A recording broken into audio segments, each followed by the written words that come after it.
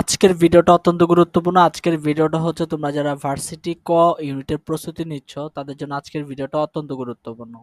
আজকের ভিডিওটা হচ্ছে তোমার রসায়ন দ্বিতীয় পত্রের তোমার পরিমাণগত রসায়ন যে আছে এই চ্যাপ্টারটা থেকে একটা খুবই গুরুত্বপূর্ণ এমসিকিউ টাইপ তোমাদের সাথে শেয়ার করার চেষ্টা করবে। যে টাইপটা প্রতি বছরই বিভিন্ন ইউনিভার্সিটিতে মেডিকেলে তোমার আসে। তো এই টাইপটা 100% ইম্পর্টেন্ট। এই টাইপটা তোমাকে পড়তে হবে। তো এই টাইপটা যদি পড়া থাকে তোমরা এই চ্যাপ্টার থেকে একটা এমসিকিউ তোমরা কমন পাবাই। তোমাদের অ্যাডমিশন জার্নিতে কোনো না কোনো জায়গায় অবশ্যই এই এমসিকিউটা কমন পাবা। একটা এমসিকিউ দেখানোর চেষ্টা করব। তোমরা যারা রাজশাহী বিশ্ববিদ্যালয়ের সি ইউনিট টার্গেট প্রিপারেশন নিচ্ছ তাদের জন্য আমাদের রয়েছে Rajshahi university C unit target MCQ hacks course.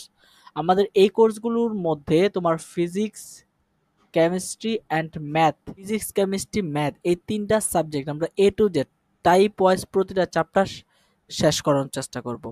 তো আশা করি এই তিনটা সাবজেক্টে তোমরা ভালো করতে পারবা। আমাদের সাথে যদি থাকো রাজশাহী ইউনিভার্সিটি ভর্তি পরীক্ষা তুমি অবশ্যই তিনটা সাবজেক্টে অনেক ভালো করবে, এই গ্যারান্টি দিতে পারি। তো কোর্সে যদি ভর্তি হতে চাও বা কোর্স সম্পর্কে জানতে চাও তাহলে এখানে হোয়াটসঅ্যাপ অথবা টেলিগ্রাম নাম্বার আছে, তোমরা এই নাম্বারে যোগাযোগ করতে পারো। ওকে, তো টাইপটা কি টাইপটা দেখার চেষ্টা করি। তো টাইপটা হচ্ছে দেখো খুবই ভেরি ইম্পর্টেন্ট একটা টাইপ। তোমরা এখানে কি দিয়ে আছে 5.3% সোডিয়াম কার্বনেট দ্রবণের ঘনমাত্রা মিলিমিটারে কত। তো এখন কথা হচ্ছে তোমার প্রশ্নটা যে সবসময় মিলিমিটারে বের করতে বলবে এরকম না।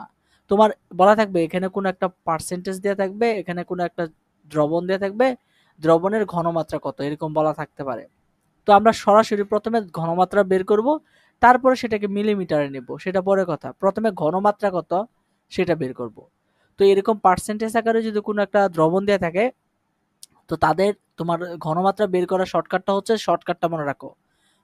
ঘনমাত্রা এস সমান কত হবে এখানে পার্সেন্টেজ, পার্সেন্টেজ ইনটু কত হবে তোমার কত 10, 10 সব সময় পার্সেন্টেজ ইনটু কত 10। আর নিচে কত হবে, নিচে হবে তোমার কত হবে ওই দ্রবণের মানে মোলার ভর, দ্রবণের মোলার ভর। তো এই জিনিসটা জাস্ট মনে রাখবা, তাহলে তোমার কিন্তু হয়ে যাবে। এই জিনিসটা মনে রাখলে তোমার হয়ে যাবে। তো পার্সেন্টেজ বলতে বোঝানো হয়েছে এখানে কত পার্সেন্টেজ দেওয়া আছে সেটা 5 পয়েন্ট কত 3, যত পার্সেন্টেজ দেওয়া থাকবে সেটা। আর এখানে কত গুণ, আর এখানে কত 10, 10 সব সময় গুণ থাকবে, 10 সব সময় কত ফিক্সড। আর পার্সেন্টেজের জায়গায় এখানে যে পার্সেন্টেজ দেওয়া থাকবে যত পার্সেন্টেজ সেটা লিখবা, আর এখানে 10 গুণ আকারে হবে। আর নিচে কত সোডিয়াম কার্বনেটের মোলার ভর কত 106, 106। এখন ক্যালকুলেশন যদি করতে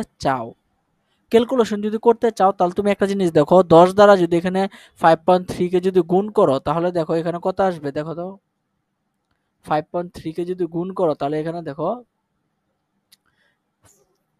মানে 53 আসবে।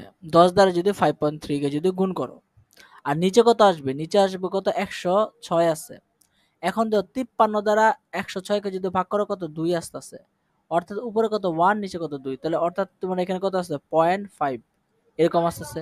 তো এখন দেখো এটা যদি মিলিমিটারে নিতে চাও তাহলে তোমার এখানে কি করতে হবে 1000 দ্বারা গুণ করতে হবে। 1000 দ্বারা গুণ করো, তাহলে 1000 দ্বারা যদি গুণ করো তাহলে এই দশমিকের জন্য একটা শূন্য কাটা যাবে।